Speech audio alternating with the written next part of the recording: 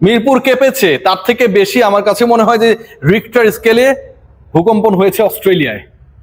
Tasman পারের Australia কিংবা মিরপুরে যেই অস্ট্রেলিয়া ব্যাট করছিল, শরীফুল যেভাবে একটার পর একটা উইকেট নিচ্ছিল, 6 উইকেট অস্ট্রেলিয়ার বিপক্ষে।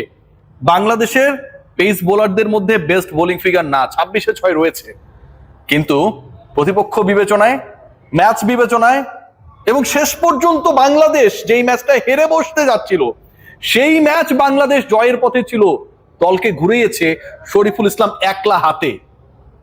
সেই বিবেচনায় বাংলাদেশের বেস্ট বোলিং আমার কাছে মনে হয় আজকে শরীফুলের এই 6টা উইকেট।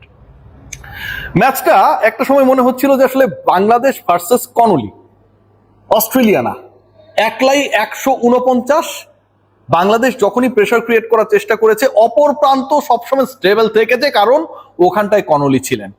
পুরো ম্যাচের চিত্রনাট্য আর মোড় ঘোরা শুরু করলো শরীফুল যখন তার লাস্ট পেলে বল করতে এলেন। 46তম ওভার, 48তম ওভার এবং 49তম ওভার। 46, 48, 49 এই 3 ওভারে বাংলাদেশ অস্ট্রেলিয়ার 4 উইকেটের পতন ঘটালো, এবং যার 3টা শরীফুল ইসলামের। কি হয়েছিল একটু যদি বিশ্লেষণের চেষ্টা করি, যখন পার্টনারশিপ গ্রো আপ হয়েছে, আস্কিং রান রেট 3-এর কাছাকাছি চলে এসেছে, 46তম ওভারের দ্বিতীয় বলে পিককে শরীফুল পিক করে ফেললেন, আউট করে ফেললেন। তখন পর্যন্ত মনে হচ্ছিল যে another wicket Bangladesh has got, পরাজয়ের যে ব্যবধান সেটা হয়তো কমতে যাচ্ছে। এর ঠিক পরের বলে 45 ওভার 3 বলে 46 ওভারের পরের বলটাতেই বার্টলেট কন, এবং শরীফুলে 5 হয়ে গেল। আগে 3 উইকেট নেওয়া শরীফুল আরো 2টা পেলেন। এর আগেও 1 ওভারে 2 উইকেট নিয়েছিলেন। অস্ট্রেলিয়ার ওপেনিং পার্টনারশিপ ভাঙার ক্ষেত্রে তিনি একটা বড় রোল প্লে করেছেন শুরুর দিকে। 46তম ওভারের দ্বিতীয় এবং তৃতীয় বলে 2 ব্যাটারকে ফেরাল। এরপরও মনে হচ্ছিল যে অস্ট্রেলিয়া পারবে, কারণ অপর প্রান্তে তো কনলি রয়েছেন। 48তম ওভারে শরীফুল আবার এলেন, এবং এ ওভারের তৃতীয় বলে শরীফুল ইসলাম ডারসুইসকে ফিরিয়ে দিলেন। ম্যাচটা আসলে জমে উঠলো যখন তারা তাদের 8ম উইকেটটা হারালো। মিরপুরের শেরে বাংলার গ্যালারিতে যারা উপস্থিত ছিল, তাদের ভয়েস, তাদের গর্জন, তাদের দলকে সাপোর্ট করার যে তীব্র চিৎকার, সেটা যেন এক একজন 10 জনের সমান করে নিবেদন করছিল এখানটায়। কনলি রান নিতে চান না, কারণ অপর প্রান্তের সেই আনইউজড ক্রিকেটার যে বেসিক্যালি বোলার, সে চলে আসলে হয়তো মুস্তাফিজ আউট করে দিতে পারেন। 49তম ওভারে চাইনিজ কাট হয়ে সেই কনলি আউট হয়ে গেলেন। বাংলাদেশের জয়ের জন্য দরকার আর মাত্র একটা উইকেট, অস্ট্রেলিয়ার 4 রান। বোলিং এ রয়েছেন মুস্তাফিজ। বাংলাদেশ, মুস্তাফিজ এমন ভাবে বল করলেন, ব্যাটার বিট হলেন, রিভিউ নিলেন, সবাই উৎফুল্ল ছিল যে হয়তো ব্যাট এবং বলের সংযোগ হয়েছে, বাংলাদেশ হয়তো 3 রানে ম্যাচটা জিততে যাচ্ছে। হলো না। লাস্ট ওভারে তাসকিন এলেন, সম্ভাবনা জাগালেন, শেষ পর্যন্ত 4 মেরে ম্যাচ জিতিয়ে দিল অস্ট্রেলিয়া। 1 উইকেটের এই যে পরাজয়, আমার কাছে মনে হয় এই পরাজয় ছাপিয়ে আজকের ম্যাচে সত্যিকার অর্থে একটু নিজেকে জিজ্ঞেস করে দেখুন, জয়ী দলটা বাংলাদেশ।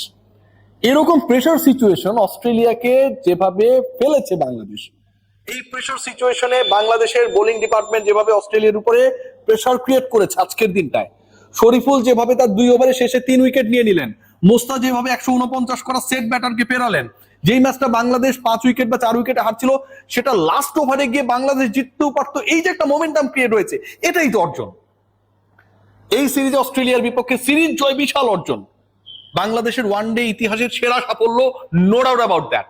বাট লাস্ট ম্যাচে বাংলাদেশের 1 উইকেটের পরাজয়টাও যেভাবে বাংলাদেশ ফাইট ব্যাক করেছে, এটাও কম বড় অর্জন না।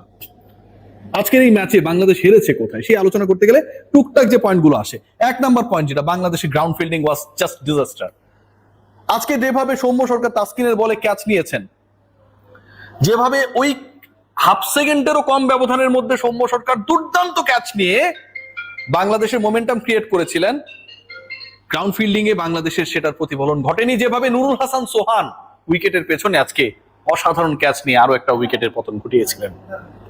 দ্বিতীয় কারণ যেটা, তাসকিন আহমেদের 1 ওভারে 3 ছক্কা। ব্রাজিল আগের রাতে পারে নাই, আজকে তাসকিন পারে নাই। তাসকিনের সেই ওভারটা আমার কাছে মনে হয় বাংলাদেশকে চরম মূল্য দিতে বাধ্য করেছে।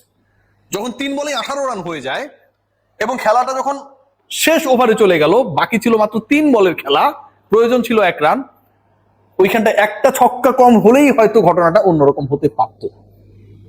তাসকিনের আউট অফ ফর্ম হওয়া, ওই একটা ওভারে তার উপর চড়া হওয়া বাংলাদেশের পরাজয়ের দ্বিতীয় কারণ। তৃতীয় কারণ Najmul Hossain Shanto captain, but the way he batted, power প্লেতে তিনি ব্যাট করেছেন, পাওয়ার প্লেতে আপনার উইকেট যেতেই পারে, তার মানে এই না আপনি 50 বলে 24 করবেন। এটা শান্ত নিজেও একসেপ্ট করবে না, আই এম ড্যাম শিওর। সবার সব দিন একই রকম যাবে না, আজকে শান্তর ব্যাট ডে ছিল এবং বিলো 50 স্ট্রাইক রেটে আজকের মতো এই গুরুত্বপূর্ণ ম্যাচে ব্যাটিং করাটা আমার কাছে মনে হয় বাংলাদেশের পরাজয়ের অন্যতম একটা গুরুত্বপূর্ণ কারণটা হচ্ছে ঘটনাটা অন্যরকম হতে পারতো। 10টা রান তিনি বেশি করলে তো আজকে অস্ট্রেলিয়া আরো ঝাঁপে পড়তো, বাংলাদেশের 10 রান বেশি হতো, সেটা হয় নাই। শাক মাহাদি শেষের দিকে এসে 9 বল খেলেছেন, করেছেন 3 রান। মেহেদী হাসান মিরাজ এটা করলে তারে পাথর নিক্ষেপ করা হইতো যদি সুযোগ পাইতো বাঙালি। সেদিন যখন মাঠে বমি করছিলেন, এক গ্যালারির এক প্রান্ত থেকে ভুয়া ভুয়া বলা হচ্ছিল মিরাজ এতটাই আসলে ট্রমাটাইজড অথবা অসুস্থ যে আজকের ম্যাচটা তিনি ক্যাপ্টেন খেলতে পারেন না। কিন্তু মেহেদী হাসান মিরাজ তার সুযোগ আরেকজনকে দিবেন এবং তার মতো করেই বল করেন, অফ স্পিন করেন, তাকে দিবেন, এটার কোনো কারণ নেই, খেলার অবস্থায় ছিলেন না। বাট শাক মাহাদি আজকে যেটা করছেন এটা ভাই দৃষ্টিকটু। এটা কোনোভাবেই ইন্টারন্যাশনাল ক্রিকেটে আপনি ওই 7 নম্বরে ব্যাট করতে এসে 9 বল খেলবেন, 9 বল খেলার পরে 3 রান করবেন, ইটস আ ক্রাইম। এবং এই ক্রাইমটা শাক মেহেদী করেছে, এটা চতুর্থ কারণ। এর বাইরে বাংলাদেশ যা করেছে, যেভাবে করেছে, সেটা পুরোটাই অর্জনের গল্প। মোসাদ্দেক হোসেন সৈকত তার ক্যারিয়ারে আগের 10 বছরে করেছিলেন 3টা 50, আর কত 2টা 50 পেয়েছেন 6 দিনের ব্যবধানে, 3 ইনিংসের ব্যবধানে। এবং এই 2 50 পেয়েছেন অস্ট্রেলিয়ার বিপক্ষে, অস্ট্রেলিয়াকে হারানোর সিরিজের বিপক্ষে। মোসাদ্দেক হোসেন সৈকত কামব্যাক সিরিজটাকে রাঙিয়েছেন ব্যাটে, বলে, ফিল্ডিং এর সব দিক থেকে। কি বলতে পারেন? কিছুই বলার নেই, জাস্ট অসাধারণ। তাওহিদ হৃদয় প্রত্যেক দিন রান করেছেন, আজও করেছেন। সৈকত এবং হৃদয়ের একটা দারুণ সিমিলারিটির জায়গা ছিল কোথায় জানেন? এই দুজন যখন খেলেছেন কেউই আসলে ব্যক্তিগত অ্যাচিভমেন্টের জন্য খেলেন নাই। মোসাদ্দেক সৈকতের টেনশন থাকা দরকার ছিল যে আমি যদি 30-40 রান করি, টিকে থাকি, সেই চিন্তা না করে 100+ স্ট্রাইক রেটে শুরু থেকে ব্যাট করেছেন। হৃদয় সেঞ্চুরি কথা চিন্তা করেন নাই, মারার চেষ্টা করেছেন, স্ট্রাইক রোটেট করেছেন, উইকেট নেওয়ার চেষ্টা করেছেন, 80+ রানে আউট হয়ে গেছেন, স্ট্রাইক রেট 90। সো এই যে জায়গাগুলো আমার কাছে মনে হয় বাংলাদেশের অ্যাচিভমেন্টের অনেক বড় জায়গা। But end of the day পুরো দলটা যখন বাংলাদেশ এবং পুরো দল যখন অস্ট্রেলিয়ার ওই 11 জনকে বিশ্ব চ্যাম্পিয়নদের ঘরের মাঠে স্পোর্টিং উইকেটে ডমিনেট করে হারিয়েছে, লাস্ট ম্যাচটাও ডমিনেট করেই হেরেছে, এর থেকে বড় শান্তি তৃপ্তির জায়গা আসলেই হতে পারে না। সৈকত এমন একটা রেকর্ডে ঢুকে গেছেন, রান করেছেন 157, তার এভারেজও 157। সাবকন্টিনেন্টাল ক্রিকেটারদের মধ্যে অস্ট্রেলিয়ার বিপক্ষে দ্বিপাক্ষিক সিরিজে তার এই 157 এভারেজ 3rd বেস্ট। ভাবা যায়? অসাধারণ।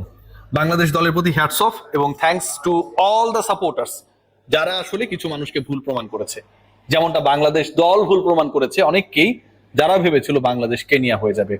আজকের এই অর্জন, বাংলাদেশের এই পরাজয়, এন্ড অফ দ্য ডে পরাজয় ছাপিয়ে অনেক বেশি আত্মতৃপ্ত করে। শেষ পর্যন্ত বাংলাদেশ হাল ছাড়ে নাই, শেষ পর্যন্ত অস্ট্রেলিয়াকে শেষের 4 ওভারে 4 উইকেট নিয়ে চাপে ফেলেছে এবং শেষ পর্যন্ত বাংলাদেশ এমন একটা মোমেন্টাম ক্রিয়েট করে হেরেছে যেই জায়গা থেকে বাংলাদেশ জিততেও পারতো। সবাই ভালো থাকবেন।